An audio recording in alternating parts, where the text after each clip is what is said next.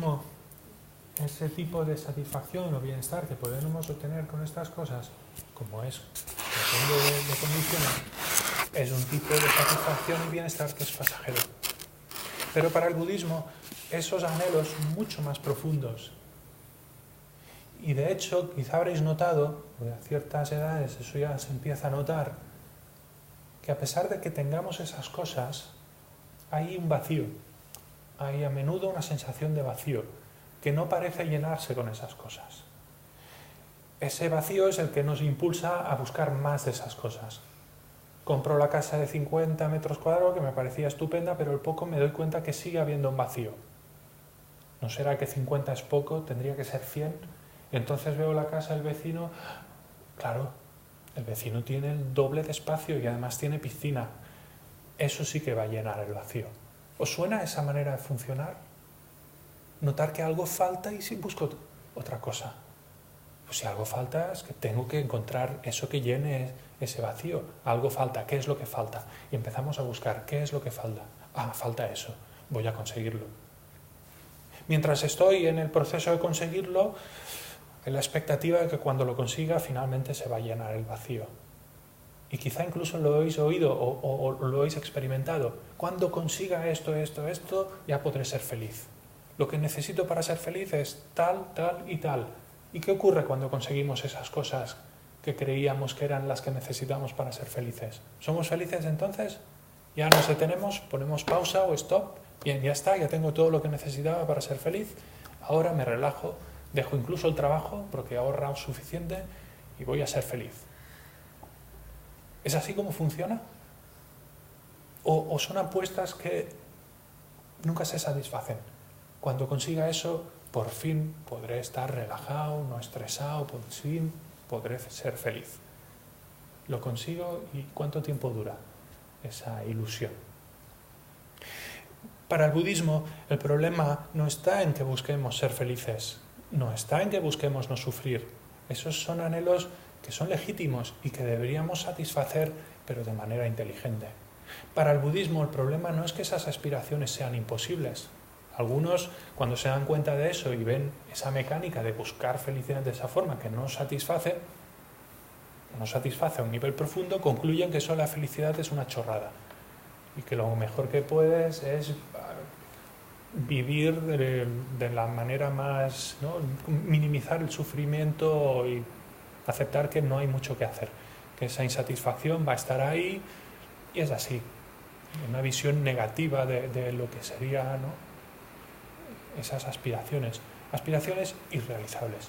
Bien, para el budismo son irrealizables si seguimos apostando por ciertas cosas que no podrán llenar ese vacío, unas posesiones materiales o sensaciones. Pero para el budismo sí es algo que podemos conseguir, satisfacción más incondicional, felicidad más incondicional, pero no por esa vía. Lo que propone el budismo es que reconozcamos que esas experiencias, si bien están condicionadas por cosas externas, siempre se experimentan a nivel de primera persona. La satisfacción no es algo que podamos comprar, no está en lo material. No es una propiedad del mundo físico dar satisfacción a las personas o a los animales. La satisfacción es algo que experimentamos desde dentro.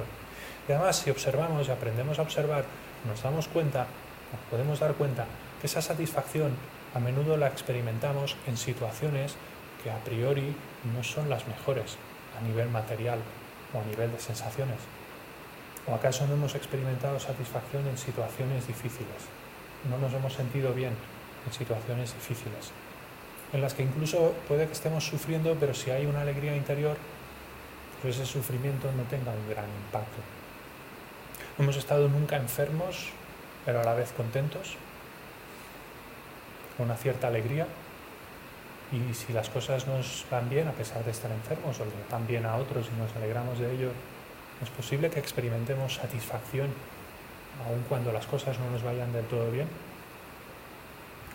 Para el budismo, buscar satisfacción ahí fuera o en cosas efímeras como sensaciones, placeres, está condenado al fracaso, porque ese anhelo es mucho más profundo y eso nunca lo podrá satisfacer plenamente. La experiencia de satisfacción, además, viene de la propia mente, no viene de ahí fuera. Por lo tanto, si queremos de verdad encontrar auténtica satisfacción y bienestar, ¿por qué estamos buscando ahí fuera? ¿O por qué buscamos en cosas que dependen de estímulos sensoriales y demás? ¿Por qué no buscamos más adentro? ¿Por qué no buscamos en la mente?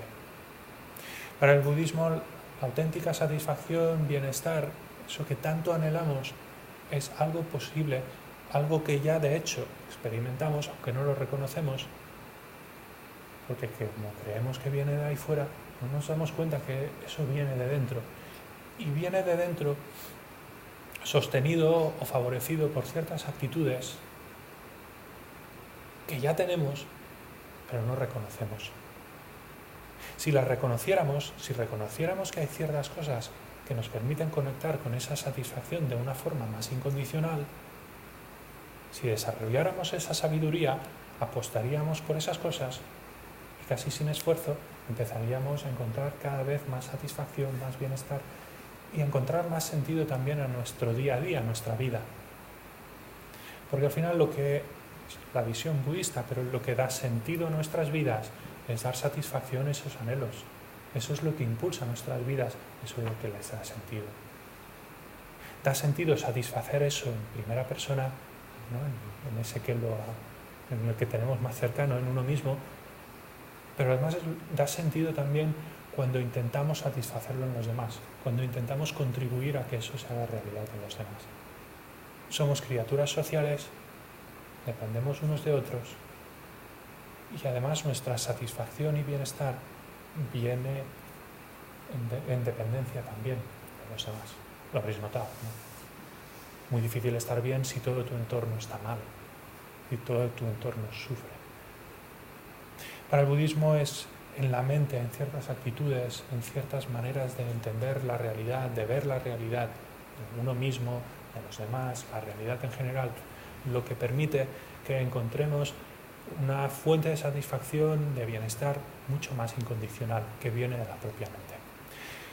Porque para el budismo no tenemos que construir la felicidad, no tenemos que comprar cosas para ser felices. Para ser felices el budismo más que adquirir cosas, conseguir cosas, lo que tenemos que hacer es desprendernos de ciertas cosas. Y ahora no estoy hablando de desprendernos de lo material, no en ese sentido tan superficial, desprendernos de ciertas actitudes, desprendernos de ciertos hábitos, desprendernos de cierta manera de mirar la realidad, de uno mismo, de los demás, que nos impiden estar satisfechos. Para el budismo, la naturaleza de nuestra mente, de nuestro ser, si queréis, a nivel más profundo, ya incluye esa satisfacción. De hecho, si nos desprendiéramos de todas esas actitudes y demás, según el budismo, y esa es la visión budista, encontramos satisfacción, como una propiedad inherente de nuestra mente, como si de fábrica ya tuviésemos esa satisfacción, bienestar, que va acompañado incluso de un gran placer. Todo ese placer que viene condicionado por ciertas cosas externas también viene de la mente. Y de hecho para el budismo todo ese buscar placer ahí fuera lo que hace es condicionar nuestras experiencias de placer y las limita a ciertos estímulos. Pero en la mente, en su naturaleza más profunda, ya está también esa fuente de placer, de bienestar. Desprendernos de todo aquello que nos aleja, que nos impide reconocer que la satisfacción no viene de ahí fuera, la satisfacción viene de dentro y por lo tanto solo tiene sentido cultivarla como algo mental. Si queremos darle satisfacción de una forma más profunda, incondicional, eso no excluye que sigamos adquiriendo bienes materiales, que sigamos experimentando sensaciones agradables, pero no como la finalidad última.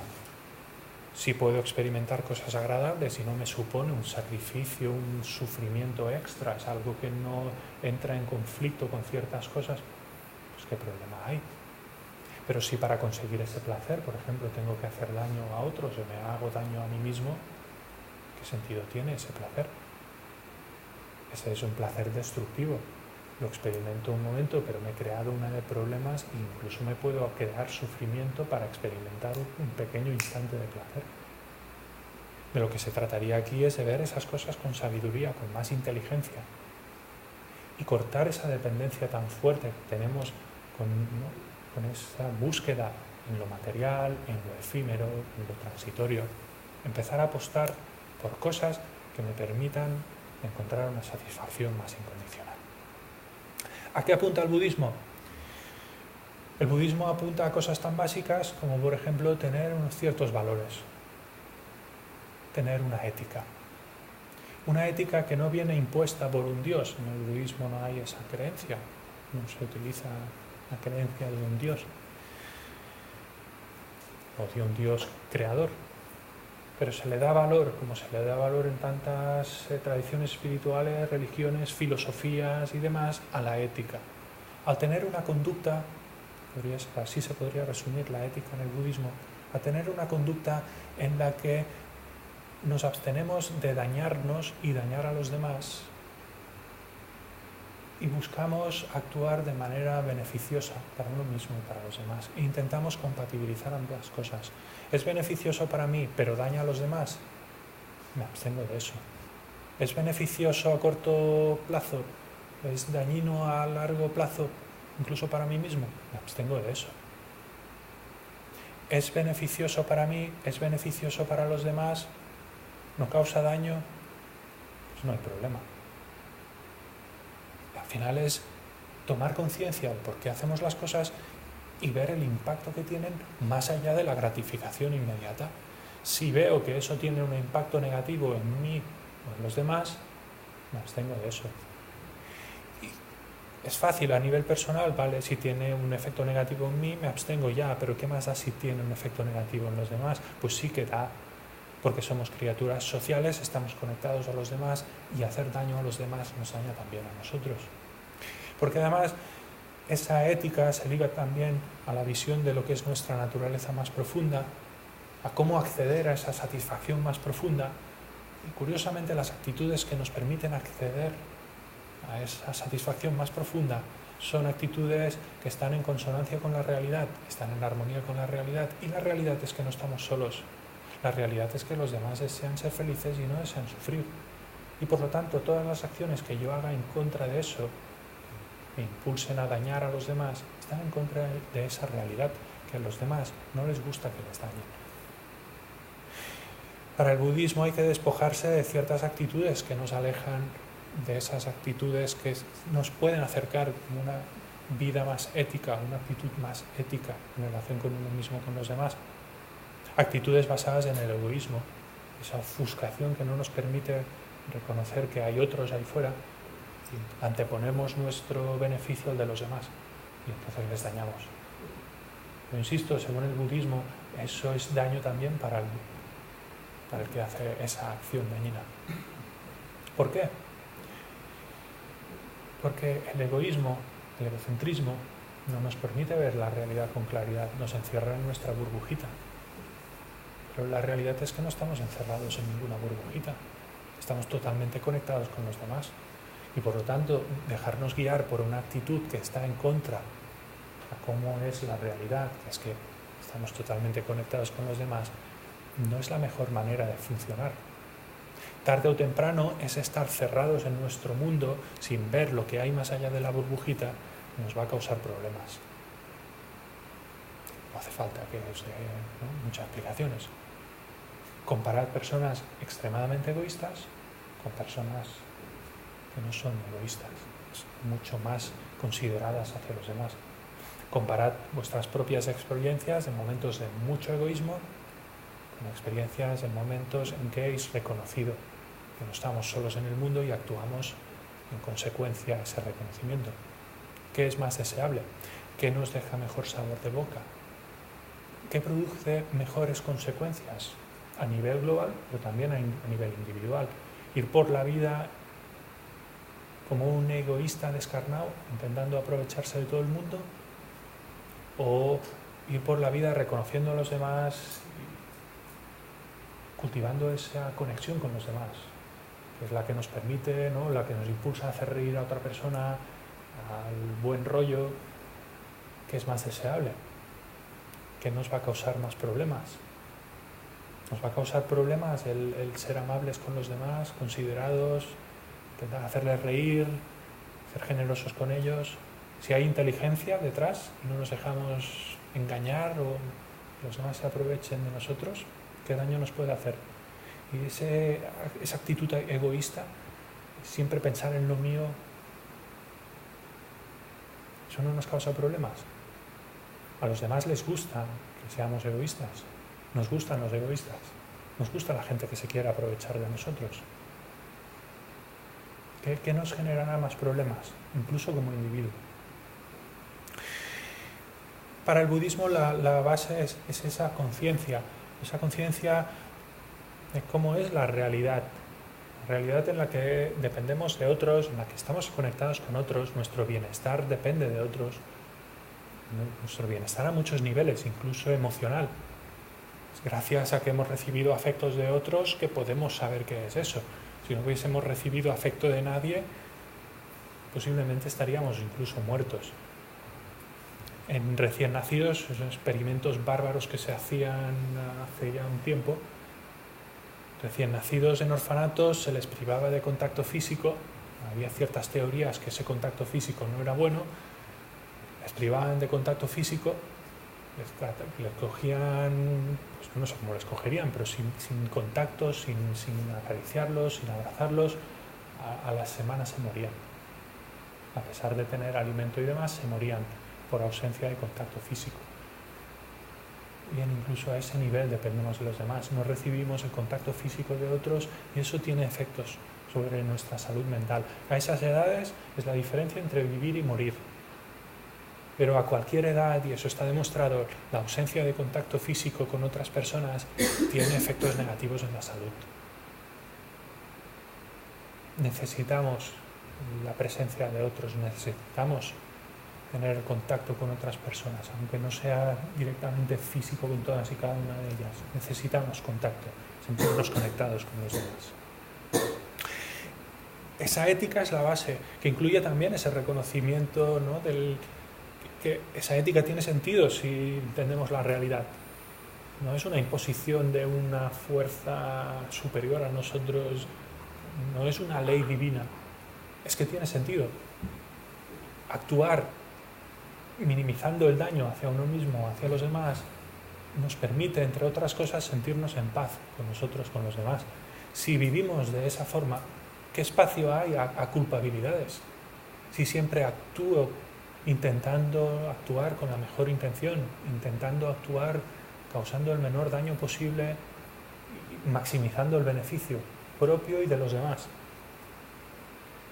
¿eso me va a quitar el sueño? Haber actuado, o al menos intentar actuar de esa forma. Esa para el budismo es la base. Después necesitamos también cultivar otras cualidades, como por ejemplo una mente más equilibrada, más atenta. Porque sí, puede parecer atractivo y todos tenemos una cierta inclinación a actuar de esa forma más ética, aunque cada uno pone los límites, ¿no?, en distintos niveles. Pero es suficiente con decidir que eso está bien para que nuestras acciones empiecen a estar impulsadas por esa ética. O la mayor parte del tiempo estamos distraídos y se nos pasa. Y desearíamos no enfadarnos con esa persona y nos enfadamos con esa persona. Y desearía no lanzar ciertos prejuicios y demás en ciertas personas y los lanzo continuamente. Y me gustaría no ser egoísta en ciertas cosas y soy egoísta en esas cosas. ¿Es suficiente desear ser de una cierta forma para ya conseguir ser de esa forma? Desearía ser una buena persona, generosa, paciente, no enfadarme nunca, amorosa. ¿Es suficiente con desearlo? Necesitamos cambiar nuestra intención, lo que motiva, lo que impulsa nuestras acciones, instante a instante. Tenemos que estar atentos de por qué estoy haciendo eso, qué me está pasando por la cabeza. Cuidado que te estás enfadando, cuidado no digas esto, otra vez te estás dejando llevar. Necesitamos estar atentos a lo que nos pasa por la cabeza.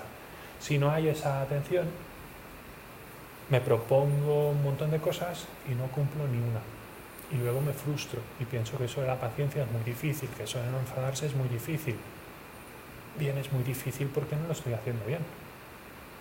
Porque si de verdad quiero cultivar esas cosas, quiero empezar a adoptar esas cosas, necesito más conciencia, instante a instante, ser mucho más consciente de lo que pasa por mi cabeza, de lo que me impulsa. Si no, ¿cómo voy a ser más paciente? ¿Cómo voy a actuar de una forma más beneficiosa si no tengo espacio para pensar, para detenerme y valorar si lo que estoy haciendo está en consonancia con lo que me he propuesto o no? O dicho de otra forma, puedo adoptar como motivación, como aspiración, como dirección que quiero seguir en mi vida el cultivar una conducta más ética, poner límites a mi egoísmo, a las actitudes más destructivas que tenemos, empezar a actuar de una manera más beneficiosa, me puedo proponer enfadarme menos, intentar ser más paciente, y eso está muy bien. Me lo propongo, pero si después no mantengo conciencia de eso instante a instante, a la primera, ¡pam!, vuelvo a actuar como siempre. La fuerza del hábito se me lleva por delante. No tenemos que pensar mucho, ¿no?, para hacer las cosas, las hacemos sin ni pensar, pero si queremos cambiar lo que impulsan el por qué hacemos las cosas, ahí tenemos que ser mucho más conscientes, porque si no, las haremos por el hábito de siempre. Me encontraré esa persona con la que pierdo la paciencia fácilmente y como no intente ser consciente de ciertas cosas, a la mínima me enfado, sin esfuerzo. Para el budismo es necesario desarrollar una cierta atención, cierta capacidad de concentrarnos y observarnos. Estamos muy absortos en lo externo. Los estímulos sensoriales, eso nos fascina. Imágenes, sonidos, y nos fascinan también los pensamientos, las emociones, y ahí nos quedamos, sensaciones. Todo eso es muy superficial. ¿Somos conscientes de lo que impulsa nuestras acciones? ¿El por qué hacemos las cosas? ¿Somos conscientes de esos anhelos básicos que mencionaba? Cuando hacemos algo somos conscientes que lo estoy haciendo porque quiero ser feliz. Simplemente lo hacemos.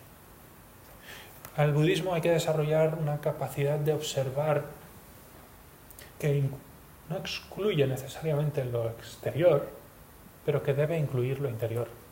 Empezar a observarnos, para eso ayuda la meditación, empezar a observarnos, empezar a aprender a llevar la atención a aquello que decidimos, pues utilizamos la respiración, para ir descubriendo toda una serie de procesos internos que normalmente nos pasan desapercibidos, entre los cuales hay esa motivación, esa intención que impulsa nuestras acciones.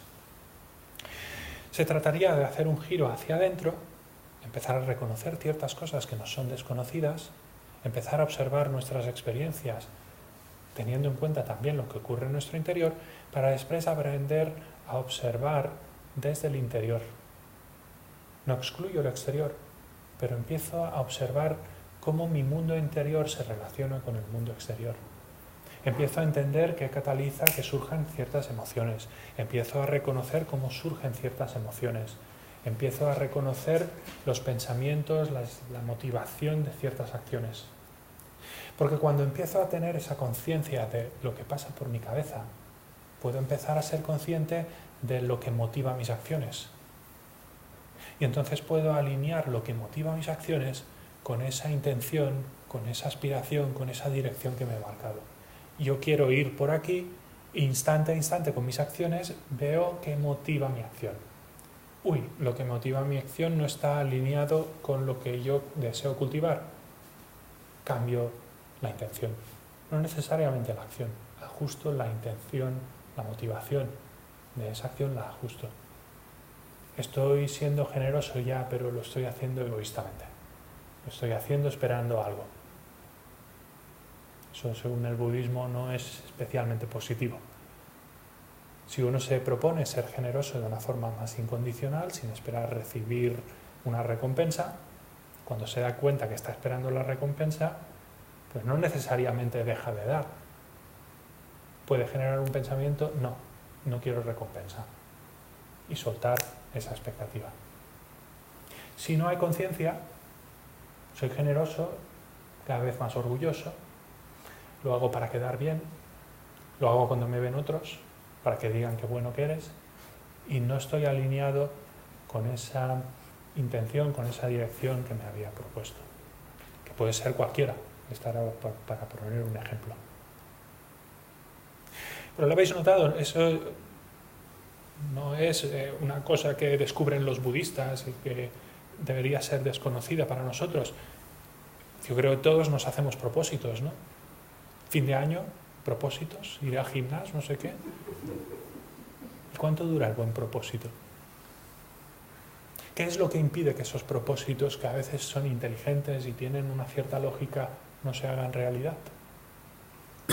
¿Es suficiente con proponérselo un día y apuntarse al gimnasio y estar pagando un año al gimnasio para ir solo 3 meses? Pues es lo habitual, ¿no? En los gimnasios hay unos cuantos que utilizan el espacio y otros muchos que lo financian de forma altruista, ¿no? Hacen que la cuota de aquellos que lo utilizan sea más baja. 100 personas apuntadas, solo van 20. Gracias a esos 80 que patrocináis mi actividad física. No es suficiente proponerse cosas. Si os hecho esos propósitos, veréis que se requiere un esfuerzo de tomar conciencia de eso, tomar conciencia de los beneficios que tiene, y cuando surge, por ejemplo, la pereza de no ir, poner un esfuerzo, ajustar, dar otra vez energía, ¿no?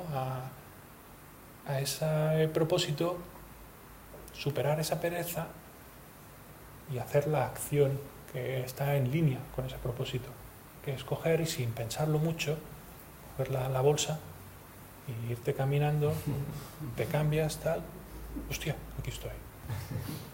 Requiere un esfuerzo, no ocurre por arte de magia.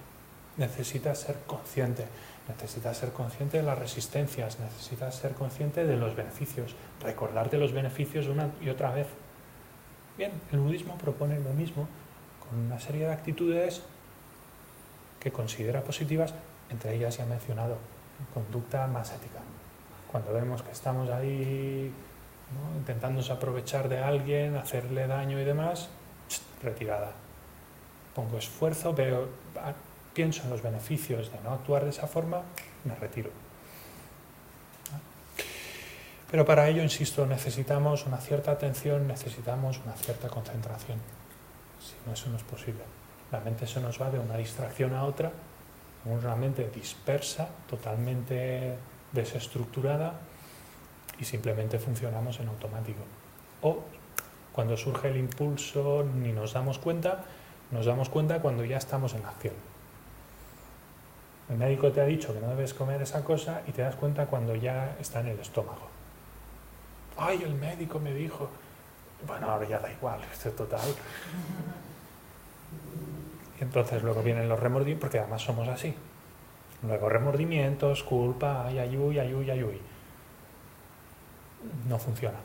Si no hay conciencia, no hay una cierta atención y una mente más equilibrada, más en calma también, entonces esos propósitos terminan en fracaso. Ética, cierta concentración, cierto equilibrio a nivel de atención y demás, que nos permita reconocer lo que motiva nuestras acciones y alinearlo con la intención esa más amplia, nuestros propósitos. Y por último, sabiduría. Sabiduría, que es esa inteligencia que desarrollamos también en base a la experiencia, que termina por ser algo incluso más instantáneo, más intuitivo, pero que no es solo intuición. Más intuición es algo que está bastante devaluado, se utiliza como...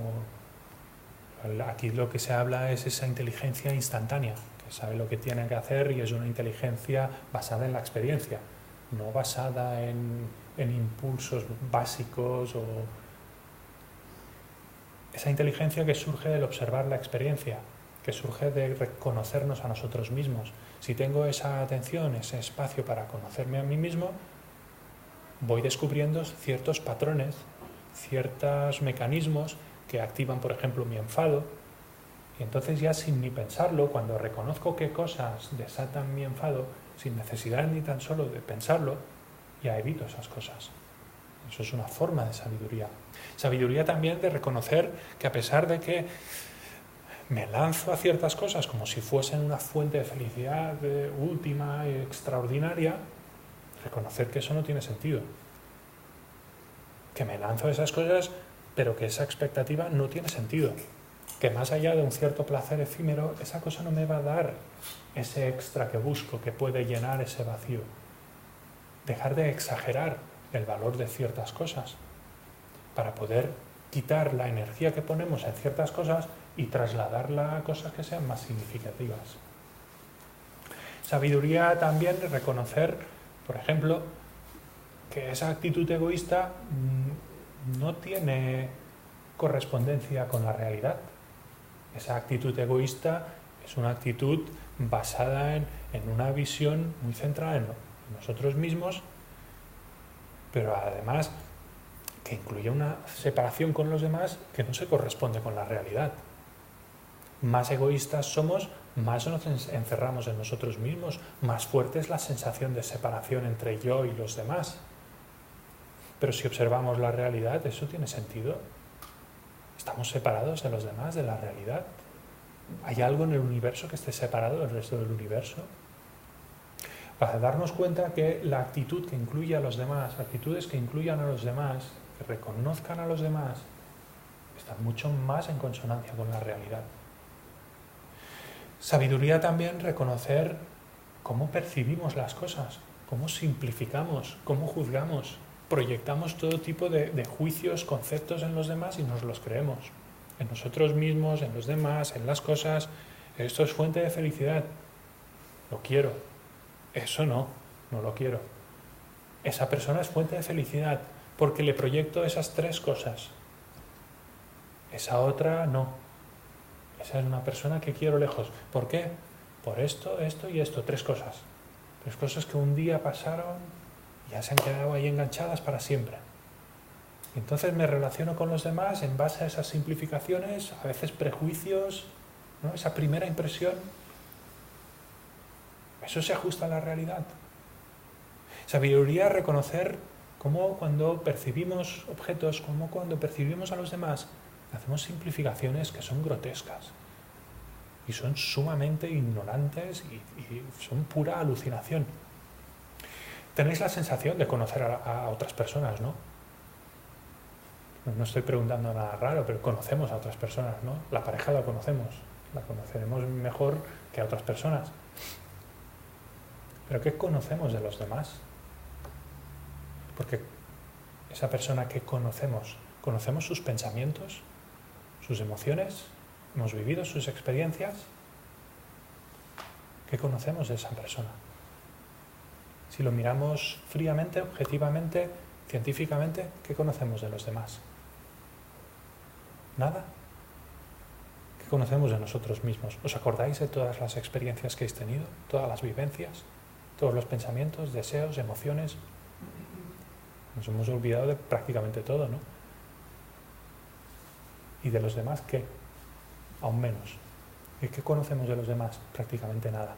Esa es la sensación que tenemos cuando estamos con nuestra pareja o con nuestra madre, que no la conocemos. La sensación es que la conocemos perfectamente, ¿no? Y a veces la conocemos mejor que ella misma. Esto lo has hecho por esto, porque te conozco.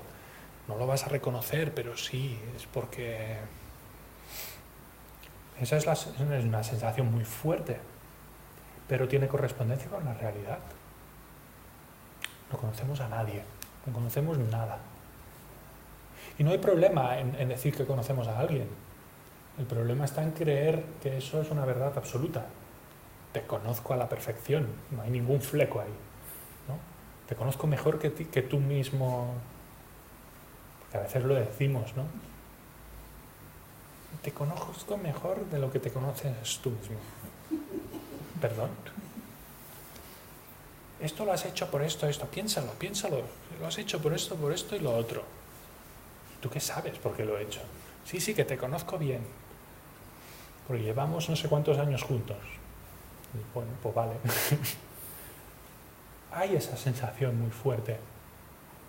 La hay también con las cosas materiales. Si lleva la manzana mordida es mejor si no la lleva. Al menos para algunos. Los que tienen, ¿no? De verdad, los que tienen la manzana mordida son de la manzana mordida. Yo también tengo, manzana mordida, es mejor. Pero lo parece. Te ponen al lado algo con Windows, no compares. Mucho mejor. Pero se corresponde con la realidad. Bueno, en ese caso sí. En ese quizás sí. Pero en general se corresponde con la realidad.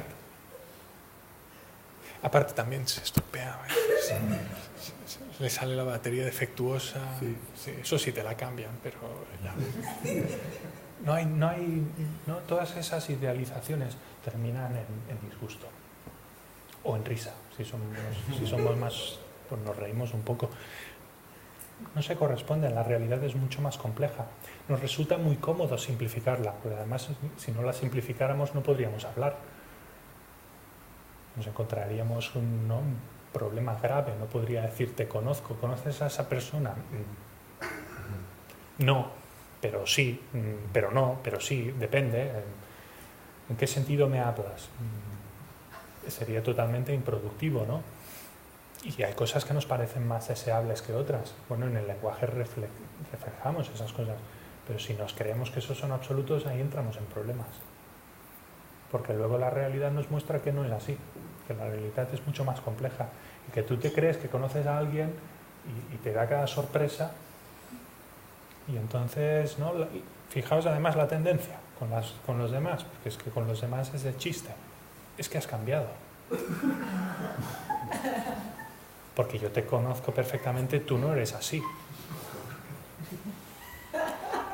Sí, es que ya. Por eso ríen tanto los grandes maestros, porque tocan esas cosas de pleno y es que es de risa. Pero somos así, y si no lo pensamos, no nos paramos, actuamos de una forma que es de risa. Para alguien que vea las cosas con perspectiva, es de risa. Estamos solidificando cosas y entrando en absurdos. Bueno, si no creemos en ese absurdo, pues ya no actuamos de esa forma absurda. Podemos seguir hablando, te conozco, no te conozco, eres así o así. Pero si te lo crees y actúas en consecuencia, ¿no? A esa creencia, empezamos a caer en el absurdo. Y cuidado, porque no es un absurdo que, está bien, nos podemos reír de él, pero es un absurdo que es fuente de gran sufrimiento. Por ejemplo, en las relaciones entre personas, el solidificar ciertas cosas a menudo termina en desastre. Por un lado y por el otro, idealizar en positivo a ciertas personas o cualquier persona tiende a terminar en desastre, porque tarde o temprano la realidad nos muestra que esa idealización no tiene ningún sentido. Y lo mismo en negativo, encasillar a las personas en ciertas categorías negativas y dejarlas ahí, eso también tiene consecuencias negativas. No podremos aceptar o respetar auténticamente a los demás si no somos conscientes de esa complejidad, de esa riqueza. Los demás no son esa caricatura que lanzamos, que nos permite decir, te conozco. Los demás, como nosotros, están continuamente cambiando, somos complejos. Un día puedo estar de mal humor y ser un desgraciado, al día siguiente puedo ser una bellísima persona. Y eso le puede ocurrir a cualquiera. Si ese día que estoy de mal humor me encuentra alguien y actúo con mal humor con esa persona, fácilmente me va a encasillar en mala persona y de ahí le va a costar sacarme. Por más que sea amable, ¿no? Ciertas personas, por más que sean amables, si han pasado por una mala temporada, les cuesta muchísimo que los demás acepten que han podido cambiar. Nos cuesta aceptar el cambio en los demás, nos cuesta aceptar el cambio en nosotros. Cuanto más fijamos esos juicios, más difícil es aceptar que estamos cambiando continuamente. ¿Es incómodo no creerse esos juicios? Sí, claro. Nos obliga a ver a los demás con una mirada fresca a cada instante. Que no excluye lo que hemos experimentado. Si hay alguien que 365 días al año está haciendo daño a los demás, hombre, pues no seas burro. No te fíes de lo que te dice así de buenas a primeras.